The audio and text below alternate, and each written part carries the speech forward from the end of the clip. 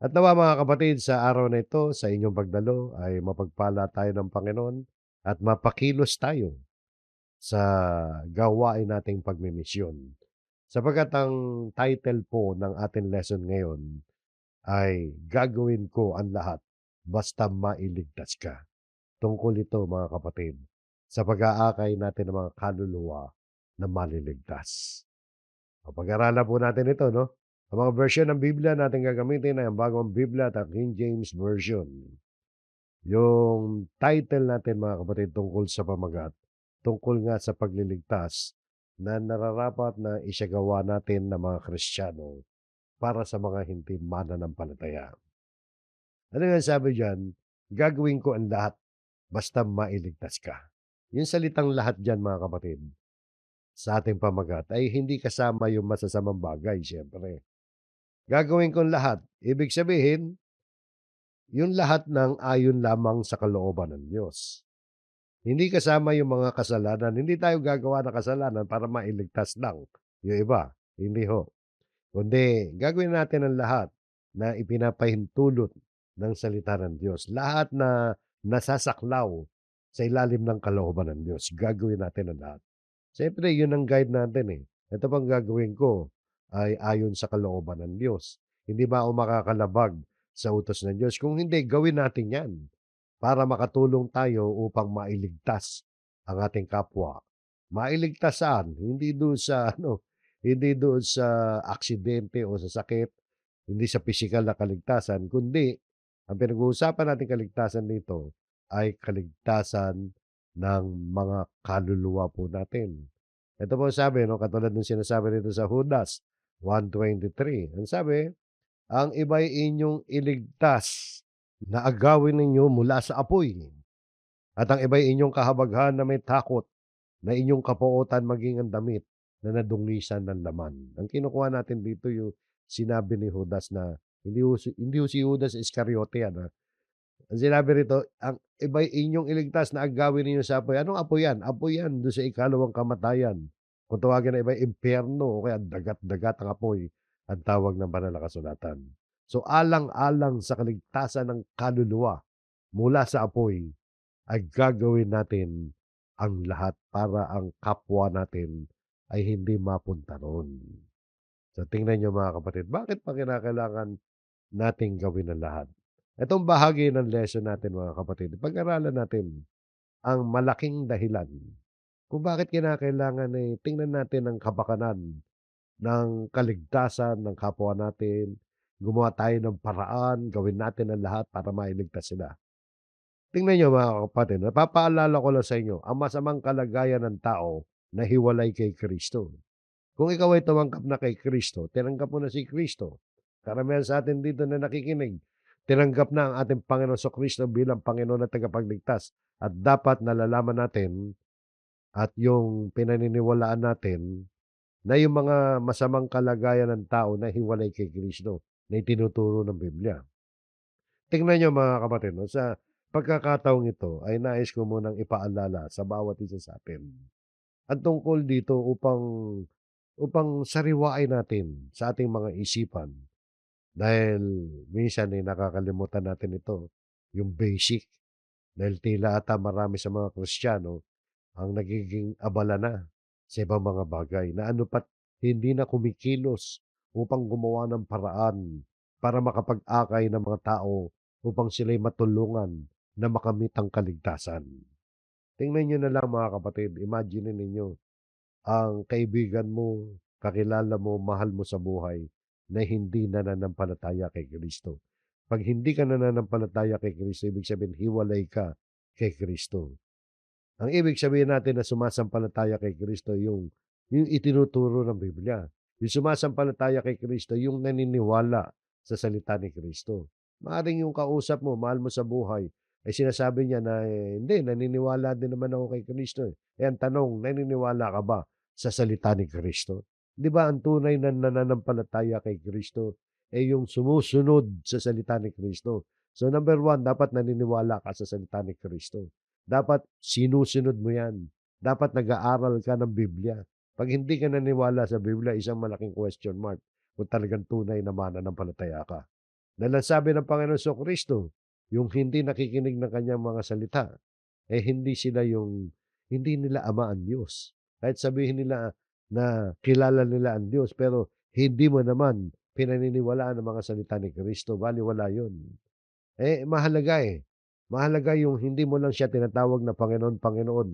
'Di ba may salita si Kristo, hindi lahat ng nagsasabi sa akin, Panginoon, Panginoon, papasok sa kaharian ng Diyos, kundi ang mga sumusunod sa mga utos ng Diyos, yun yung papasok sa kaharian ng Diyos. Yung mga nakikinig ng salita ng Diyos at ginaganap ang salita ng Diyos. So yun ang ibig sabihin ng nananampalataya. Ngayon, sino ba yung mga hiwalay kay Kristo? Maaaring sinasabi ng isang tao na kilala niya si Kristo, pero sinong Kristo ba ang kilala mo? Naligaw ang mga tao dahil sa hindi paniniwala sa salita ng Diyos, eh. Kaya dito, isipin ninyo na itong salitang hiwalay kay Kristo, ibig sabihin hindi mga tunay na mananampalataya.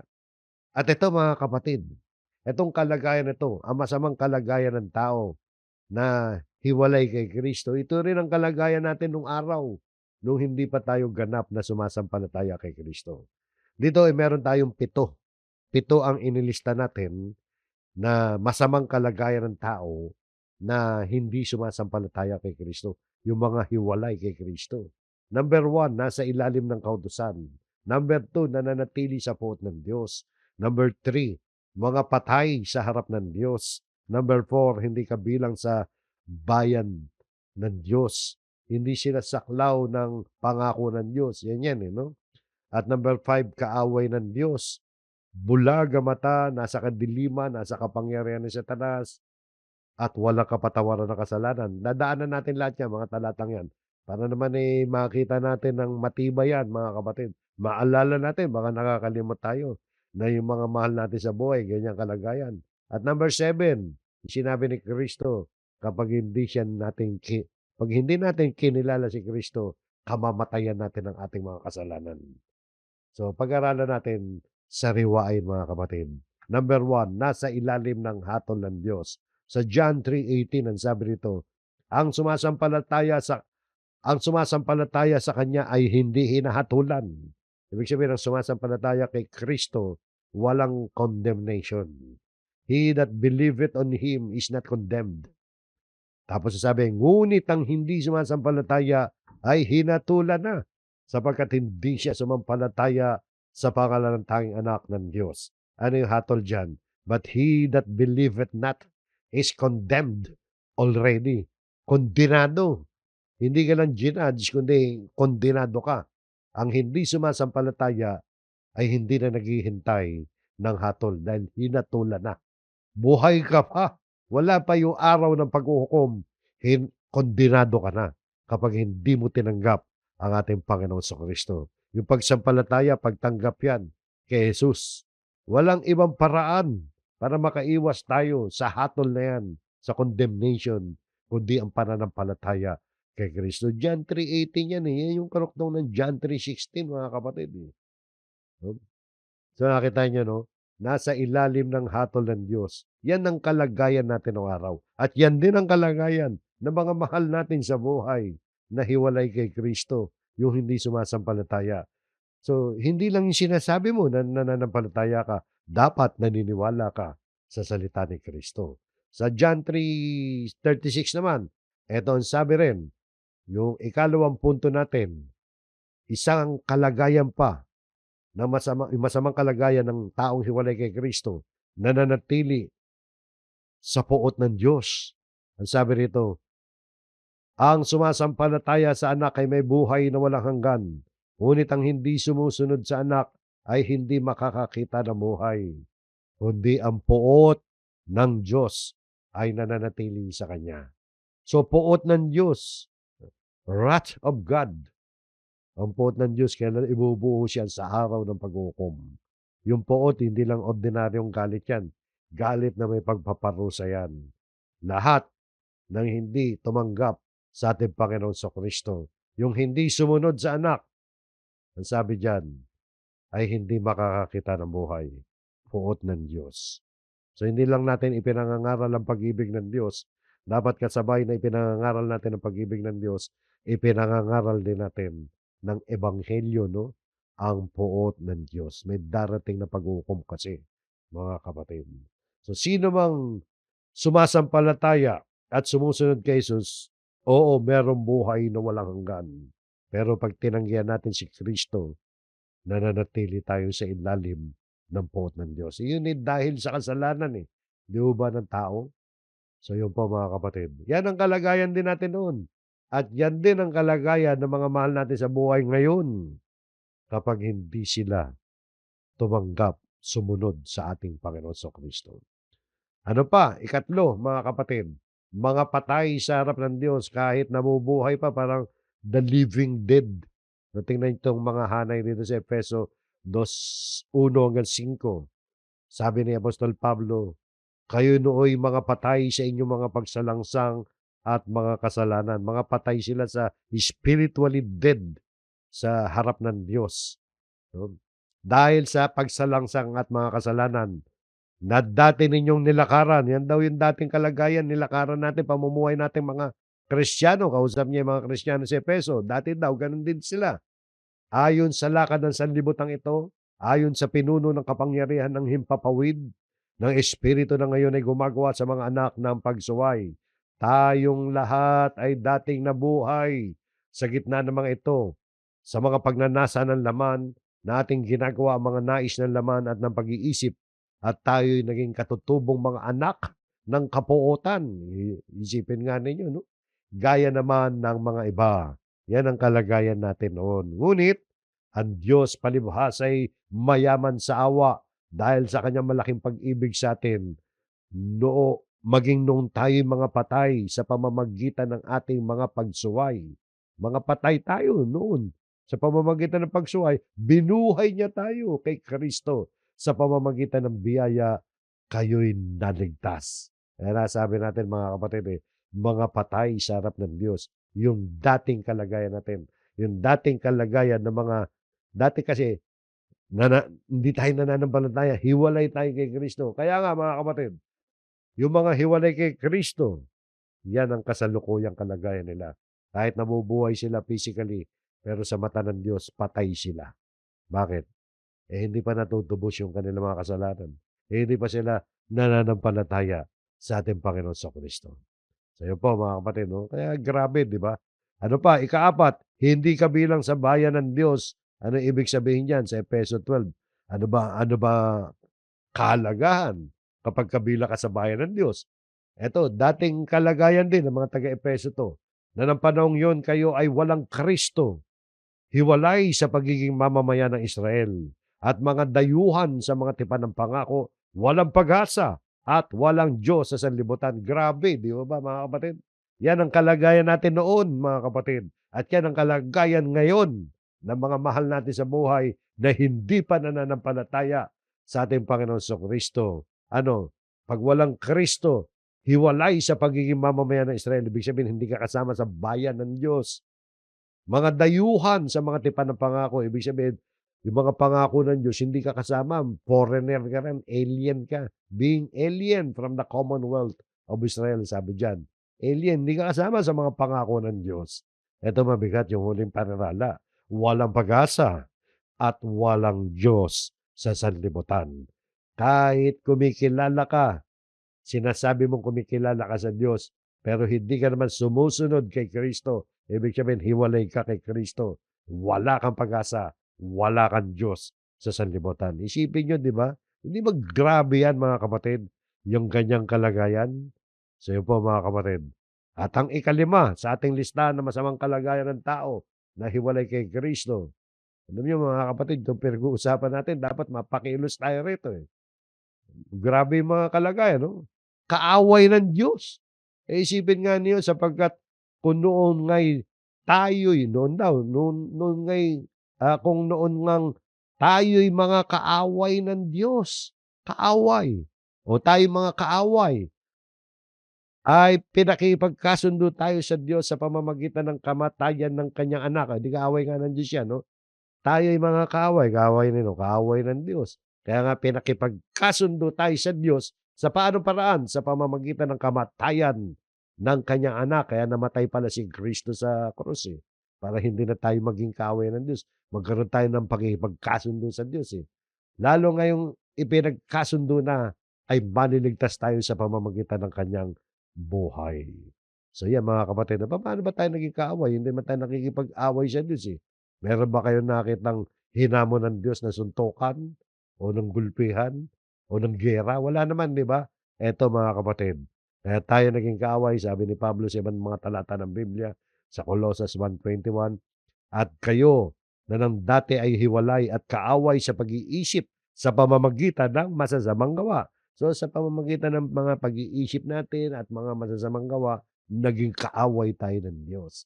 Wala naman tayong pakialam nung araw, eh, kung eto ba'y utos ng Diyos o hindi. Basta ang iniisip lang ng karamihan ng mga tao, hindi ka lang lumalabag sa krimen, sa criminal law, okey na yun, wala ka namang ginagawang krimen. Hindi ho yun, kaya sa mga hindi mananampalataya, okey lang na mag-isip ka ng masama sa kapwa mo, okey lang na makiapid ka, mangalunya ka, mambabae ka, maglasing ka, okey lang yun dahil okey lang yun dahil para sa'yo hindi naman kasalanan yun, eh, dahil wala ka namang ginagawang criminal offense, eh, hindi ho gano'n yan mga kapatid. Lahat ng masasamang gawa natin at yung mga masasamang nasa pag-iisip natin, dahil dun ay nagiging kaaway tayo ng Diyos. Kaya nangailangan tayo ng Kristo para mapatawad tayo, malinis tayo at mabago tayo. So yan, at ang ika-anim mga kapatid sa listahan ng masasamang kalagayan ng tao na hiwalay kay Kristo, no? Matindi yan ha, kaaway ka ng Diyos kahit di ka nakikipag-away. Bulag ang mata, nasa kadiliman, etcetera. Maraming banggit dito, no? Hindi natin na isinulat lahat dahil hindi kakasya, eh. Tingnan niyo mga kapatid, itong babasahin nating talata ay kuwento ni Apostol Pablo 'to, nung siya'y nasa harapan ni Haring Agripa. Haring Agripa, nasa hukuman siya ni Haring Agripa. Ipinagtatanggol niya ang kanyang sarili dahil nakademanda siya, eh. Dinemanda siya ng mga Hudyo dahil sa kanyang pangangaral na si Kristo, na si Jesus, eh, siya nga yung Kristo, siya yung Mesaya. Ayaw paniwalaan ng mga Hudyo, eh, pinagbintangan ng kung ano-ano si Apostol Pablo. So dito, itong babasahin natin, bahagi ito ng mahabang paliwanag ni Apostol Pablo sa kanyang pagsasanggalang sa harapan ng hukuman ni Haring Agripa. Kinuwento niya rito mga kapatid kung paano siya tinawag ng Panginoong Jesucristo na siya'y inutusan ng Panginoong Jesus na sinugo siya sa mga hentil. Sinusugo siya ni Kristo sa mga hentil. Bakit siya isinugo ni Jesus sa mga hentil? Para mangaral ng tungkol kay Jesus. Bakit? Ito yung continuation. Ito yung babasahin natin talata 26:18. Sabi ni Jesus kay Pablo, upang buksan mo ang kanilang mga mata at sila'y magbalik mula sa kadiliman tungo sa liwanag. Dalawa, no? Dalawang dahilan yan. At mula sa kapangyarihan ng Satanas tungo sa Diyos, ikatlo, upang makatanggap sila ng kapatawaran ng mga kasalanan, ikaapat, at ng isang pook sa piling ng mga ginawang banal, ikalima. Paano makakamit lahat yan? Sa pamamagitan ng pananampalataya sa akin. Sino akin dyan? Si Kristo. Si Kristo nagsasalita dyan sa ikinukwento ni Apostol Pablo. Ibig sabihin, sa pamamagitan ng pananampalataya kay Kristo, ay mabubuksan ng mga mata ng mga bulag. Hindi literal na mata yan, mga kapatid. Upang sila'y magbalik mula sa kadiliman, mula sa liwanag. O upang sila'y magbalik mula sa kadiliman, tungo sa liwanag. Maliliwanagan sila sa mga kapatid. Nasa kadiliman sila. Bulag sila. Nasa kadiliman. Kailangan maalis sila sa ganong kalagayan. At mula sa kapangyarihan ng Satanas tungo sa Diyos.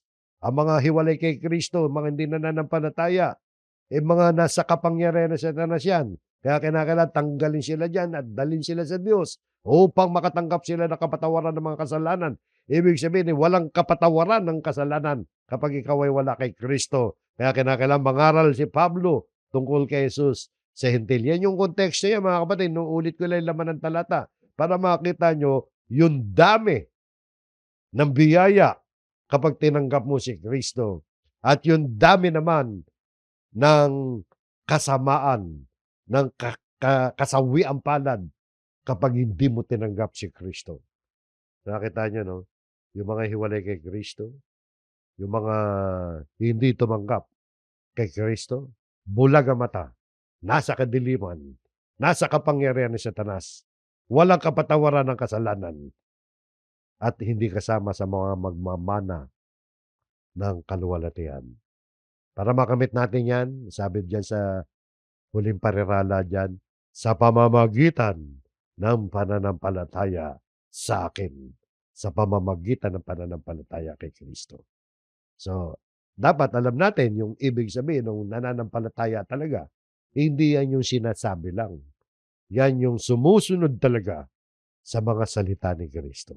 So yan mga kapatid, malinaw malinaw yan ha, sa paliwanag. So hindi yung sekta ang mga pagliligtas di ba? Hindi sa pamamagitan ng pag-anib sa iglesia, kundi sa pamamagitan ng pananampalataya sa akin kay Kristo. Pero ang kinukuha natin dito sa punto ng lesson natin, yung masamang kalagayan ng mga taong hiwalay kay Kristo. O yan, yan ang mga masasamang kalagayan. Grabe, di ba mga kapatid? At yung huli, ikapito sa ating listahan, mamamatay ka sa kasalanan. Ibig sabihin, kamamatayan mo yung kasalanan, hindi ka napapatawad. Tingnan nyo, sabi rito, 8:24, sabi ng Panginoon, kaya't sinasabi ko sa inyo na kayo'y mamamatay sa inyong mga kasalanan, sapagkat maliban kayo'y sumampalataya na ako nga ay mamamatay kayo sa inyong mga kasalanan. Para hindi natin kamatayan ng kasalanan, manampalataya tayo. So yan ang isang masamang kalagayan ng tao. O kamamatayan niya ang kasalanan kapag hindi siya kay Kristo. So yun po mga kapatid, nakita natin ang 7 masamang kalagayan ng tao na hiwalay kay Kristo. Mga taong hindi nananampalataya kay Kristo at sa kanyang mga salita. Ang mga hindi sumasampalataya at hindi nakikinig at sumusunod sa mga salita ni Kristo. Konklusyon, nakita natin ang kakilakilabot na kalagayan ng mga tao na hiwalay kay Kristo. At maaring ang ilan diyan, mga kapatid, ay kasama yung mga mahal natin sa buhay. Ganyan ang kalagayan natin noon, mga kapatid, kapag nung hindi pa tayo kumikilala kay Kristo. Nasa ilalim ng hatol ng Diyos, nananatili sa poot ng Diyos. Patay tayo sa harapan ng Diyos. Hindi tayo kabilang sa bayan ng Diyos. Hindi tayo kabilang sa mga pangako ng Diyos. Kaaway tayo ng Diyos. Mga bulag tayo, nasa kadiliman tayo, nasa kapangyarihan ni Satanas. At walang kapatawaran ang ating mga kasalanan. Kaya nga, kamamatayan natin noon ang ating kasalanan. Pero naligtas tayo mula dyan. Pero ang point natin sa lesson natin mga kapatid, no? Ang point natin ay ipaalala sa atin kung bakit kinakailangan misyonin natin ang ating mga mahal sa buhay na hiwalay kay Kristo. Kung bakit kinakailangan gawin ko ang lahat basta mailigtas ka. Makikita natin dito mga kapatid sa unang Korinto 9:19 hanggang 23. Ito yung ano yung nasa title natin. Dito natin hinango sa diwa ng 9:19 hanggang 23. Dito natin hinango yung title natin. Gagawin ko ang lahat basta mailigtas ka. Kasi dito mga kapatid, makikita natin ang puso ni Pablo sa pagliligtas ng mga nawawala. Yung mga nawawala, yung mga hiwalay kay Kristo yan. Nawala sila sa panig ng Diyos eh. Sa bahaging ito ng ating aralin mga kapatid ay tingnan natin ang diskarte ni Apostol Pablo sa pangangaral no, para maabot niya, ma-reach out niya ang iba't ibang uri ng mga tao para kay Kristo. Suriin po natin. Number 1, mga kapatid, sa verse 19 hanggang 23, no? Number 1, makikita natin dito, ginawa niyang alipin ang kanyang sarili upang makapanghikayat na marami. Ito, sabi kasi dito sa 9:19, sapagkat bagamat malaya ako sa lahat ng mga tao, ay nagpaalipin ako sa lahat upang higit na marami ang aking mahikayat. Nakita niyo mga kapatid, no? Yung talatang ito ay nagpapahayag na si Pablo, mga kapatid, ay kusang loob na nagsakripisyo ng kanyang kalayaan para maabot niya, mahikayat. Sabi rito, ang higit na marami. Di ba ba? Tingnan niyo, sapagkat bagamat malaya ako sa lahat ng mga tao, malaya talaga siya. Hindi siya obligado na magpaalipin sapagkat malaya siya, eh. Hindi siya obligado sa mga Hudyo, sa mga Hentil, hindi siya obligado. Hindi siya nakatali sa anumang kautusan na sinusunod ng mga Hudyo at ng mga Hentil. Bilang apostol, may karapatan siya na hindi magpaalipin. Pero anong ginawa niya? Ay, nagpaalipin ako sa lahat. Nagpaalipin daw siya sa lahat. Ano ibig sabihin yan? Paglalarawan niya ng kanyang voluntaryong pagsasakripisyo. Bakit? Upang higit na marami ang aking mahikayat. Isipin nga ninyo, no?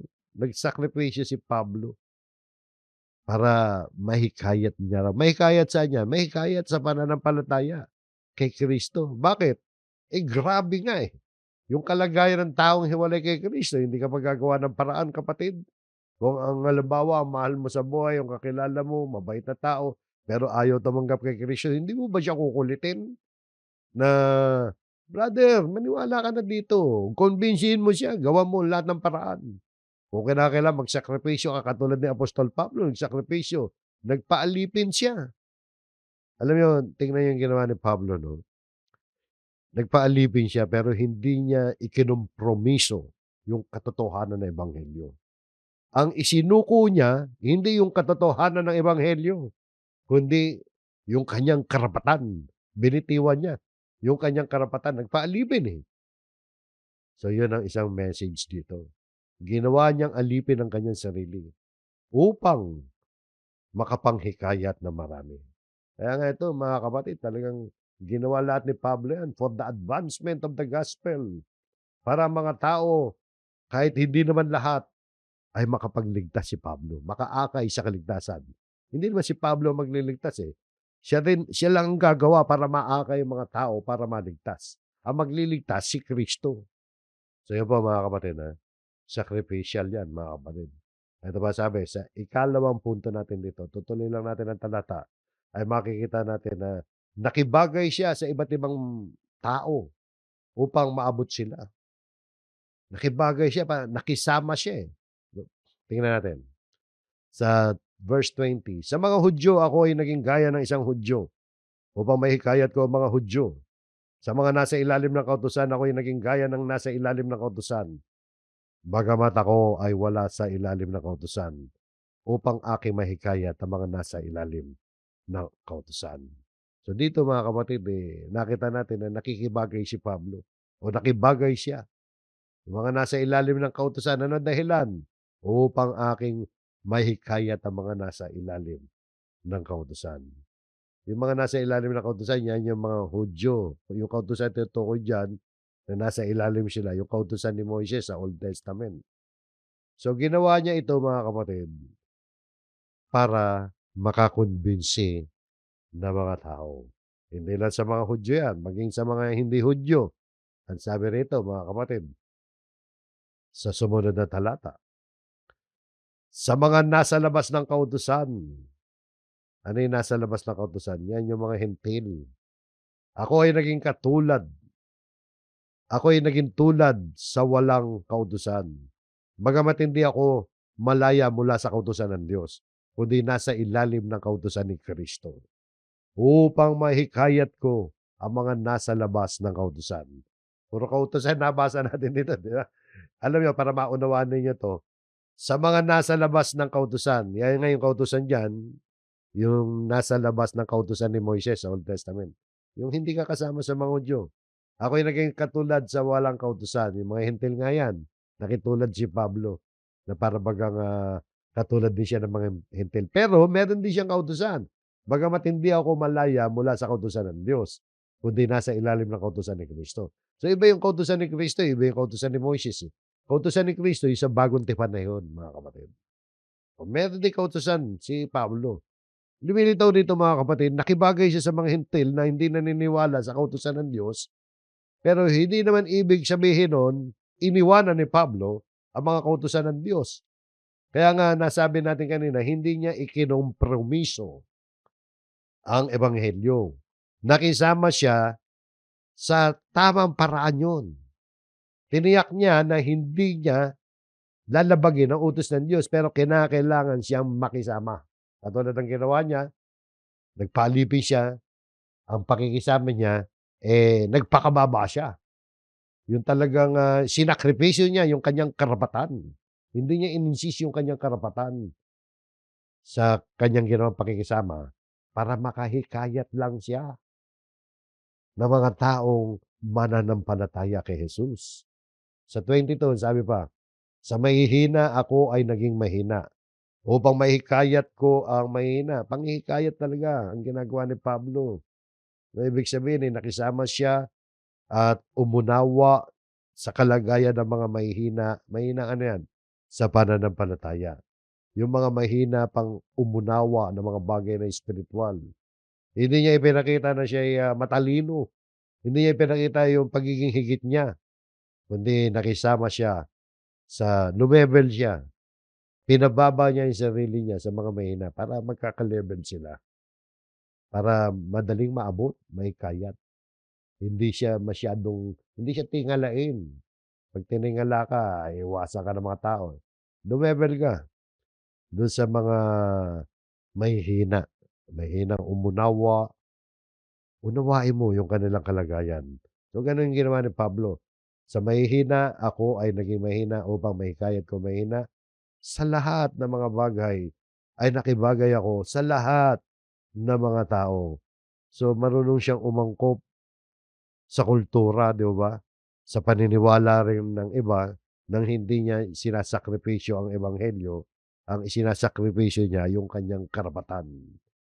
Ang kanyang layunin dito mga kapatid, upang sa lahat ng mga paraan ay makapagligtas ako ng ilan. So yan mga kapatid, yung diwa ng lesson natin na gagawin ko ang lahat, di ba? Maligtas ka lang. Pansinin ninyo, ang purpose ni Pablo, nasabi diyan na makapagligtas ako ng ilan, that I might by all means save some. Some. Konti. Ibig sabihin, hindi naman dinaasahan ni Pablo lahat maniniwala eh.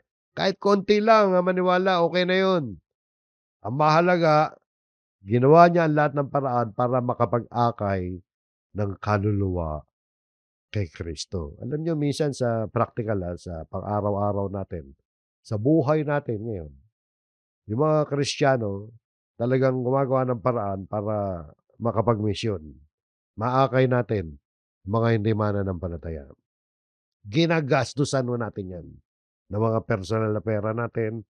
Nandiyan yung pinapakain mo sila, tinutulungan mo, pinamimerienda mo, at sa mga iba't ibang mga pangangailangan, maging sa medikal kung minsan, kung may kakayahan tayo. At minsan meron tayong mga activities, gaya ng halimbawa na para makapag-invite lang tayo ng mga tao, nandiyan yung magpapalibre ka ng pagkain, magpapalibre ka ng, groceries, makapakinig lang sila. Siyempre malaking gastos 'yan. Papaano 'yan kung konti lang na-mission mo? Palagay natin isang piraso lang ang na-mission mo, isang kaluluwa ang na-mission mo, ang na-mission ng local church halimbawa. Do'n sa activity halimbawa na nag-anyaya kayo, namigay kayo ng mga ayuda, ng mga groceries para do'n sa mga dumalo sa pakikinig. Yung ayuda ninyo umabot kayo ng 50,000 mahigit sa ayuda at ang naligtas ay isang kaluluwa lang. Oh, 'di ba? Isipin niyo nga mga kapatid, magkano ba yung isang kaluluwa na naligtas sa impyerno dahil naging seryoso sa pagtanggap sa pananampalataya? 50,000 lang ba yan? Yung isang kaluluwa na nailigtas dahil gumastos ang lokal ng ₱50,000, sasabihin natin lugi tayo? Ano 'to, negosyo? Hindi tayo nagnenegosyo. Okey, gumastos tayo ng isang kaluluwa sa halagang 50,000 ang inilarga nating pera sa isang project. Isipin nga ninyo, yung tao gumagastos sa ospital, daan libo, mailigtas lang ang physical body niya. At pagkatapos na mailigtas ang physical body niya, mamamatay din siya at the end of the day. Ibig sabihin, gano'n naman ang buhay, eh. Emergency o kaya may sakit ka, nagpagamot ka, libo-libo, daan-daang libo gagastusin mo. Lalo na sa mga 'pag private, daan-daang libo gagastusin mo maski sa public nga. O gumaling ka ngayon, tumakbo ang ilang taon, mamamatay ka rin, eh. Yung kaluluwa na nailigtas sa pamamagitan ng paggastos ng 50,000, isipin nga ninyo, buhay na walang hanggan na nakamit niya, pero ginastosan mo lang ng 50,000. Praktikal na kuwentahan ko lang yan mga kapatid, 'no. Imagine niyo lang yun, sinasabi ko. Kaya ginawa ang lahat upang sa lahat ng paraan ay makapagligtas ako ng ilan. Hindi naman inaasahan ni Pablo na marami siyang madadala sa kaligtasan, eh. So yun mga kapatid, gagawin ko ang lahat basta mailigtas ka. Dapat ganyan ang prinsipyo natin mga kapatid, eh. O tingnan niyo sa huling bahagi ng ating lesson bago tayo magwakas 'no, ang tanong naman natin ngayon para sa atin, paano natin ipamumuhay ang prinsipyong ito na nakita natin na naging pagkilos ni Pablo upang mailigtas ang ilan. Eto mga kapatid, 'no, eto mga suggestion. May isang talata pa, sa 20 hindi natin nabasa yung 23, mamaya-maya.